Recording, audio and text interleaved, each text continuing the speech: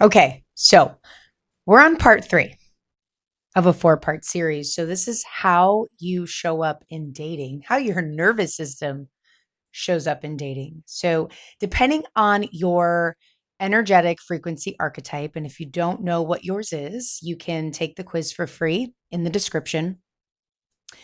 But depending on your main one, you're going to show up differently in relationships, in dating.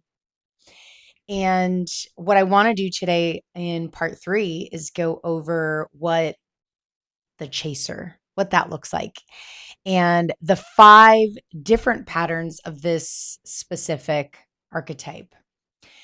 So, first of all, have you ever felt so alive with someone that was not a good fit for you? So, when you were in their presence, it felt so good. You could be yourself. You felt amazing. You just felt like they were speaking to your soul. You felt like you could just fully be authentic and alive, like it ignited something in you. Well, you might have grown up in an environment that was a little chaotic, and your system, your nervous system, might have learned that chaos is safe.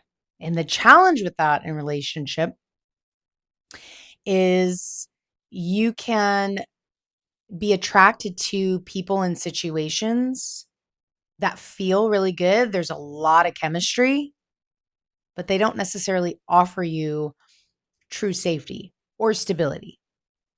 So, if we were to go over the five dating patterns of this specific type, the first one is you feel everything fast and at once. So, let's say date one, you felt a ton of stuff. You felt a ton of chemistry, spark, everything was going good. You just connected. There was like this reciprocal energy exchange, like this ebb and flow. Like you could almost finish each other's sentences.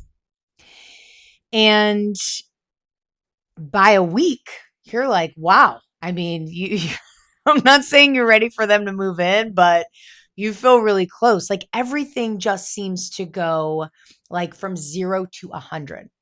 That's one.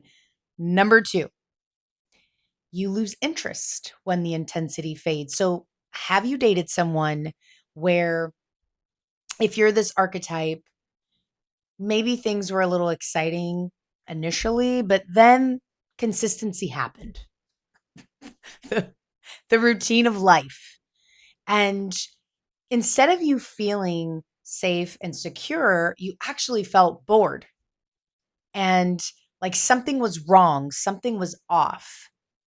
Because just because something is unhealthy doesn't mean that our system understands that. What our system recognizes as safe is really what's familiar, not what's good for us. So when something is outside of that norm, then it starts to alert danger, right? Something's wrong. So that's number two. You lose interest when intensity fades. Number three, you mistake emotional activation for compatibility. So maybe that person keeps you guessing. Maybe there's this hot and cold. Maybe so that might look like you have a great week and then all of a sudden you sabotage or something gets sabotaged and you're not talking and then you're waiting to hear back and then all of a sudden you get back on track. This roller coaster, this back and forth dynamic actually creates a sense of safety in your system, even though it may not necessarily be good for you. So, things to pay attention to and be mindful of, am I in this dynamic where, this is the very prevalent avoidant, anxious pattern, right? Attachment styles, if we were talking about that. One's going towards, the other one's pulling back. And so there's this like, what's going on? And then when you come back together, that back togetherness feels so good, creates so many good feeling hormones that this kind of keeps you caught up in the loop. So you mistake emotional activation for compatibility. 4, you stay in this high drama, high chaotic situation because you feel alive. Because inconsistency actually is creating adrenaline for you. And adrenaline and other hormones, they feel good to us. Well, they feel familiar. And so that's why we chase it. That's why we go for more. That's why all of a sudden we're like, what? I know better. I'm smart and intelligent. Why do I keep going back to this situation that's not good for me? Even though I know it's not good for me. Well, this is one reason why. And then the last one, number 5. You confuse a lot of intensity for alignment. So you think that just because it feels so good, so because you have all these neurotransmitters, hormones setting off, and it feels good and exciting, you think that means that there's alignment. So if you have been in a relationship for a really long time, maybe it was consistent, maybe it was reliable, maybe you left that relationship because you thought it ran its course or you thought it was boring. And then you got into something else that seemed really exciting and you were like, this is it. And then you started ignoring all the red flags. This can be why. So for this particular archetype, what feels aligned is intensity, chemistry, passion, momentum, right? Things are continuously moving in a direction because anything stagnant, anything not moving is danger to this particular nervous system, right? So the feeling of magnetism and chemistry is what keeps you hooked.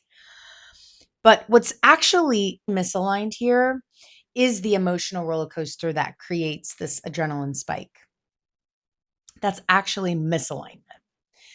Inconsistency that keeps you wondering if you're going to hear back, but really it's just getting you hooked, right? To tolerating a lower set of standards that you don't have to. Chasing the chemistry without checking for stability, for safety. Is this really a safe person? Does this person have your best interest in mind? Are they putting you or the relationship as a higher priority? Are they making time for you? Are they open to having hard conversations? And then what's also misaligned is staying because it feels exciting or electric, not because it's safe. So, what we want is for this archetype, you can feel aliveness and stability at the same time. It doesn't have to be a one or the other. It doesn't have to be, well, if I feel alive in chemistry and passion, then I'm going to have all this inconsistency and maybe avoidant behavior. No, you can have excitement and passion and aliveness and consistency and stability. And so if you're wondering, well, first off, if you have not listened to part 1 and part 2, if this doesn't sound like you, I encourage you to check out the other archetypes. And if you're not sure, if you're like, I think I may be a couple of these, because we're usually not just one archetype, right? We have our own archetype map. I encourage you to take the quiz. I'd love to hear what surprises you and what comes up for you. All right, I'll see you in part 4.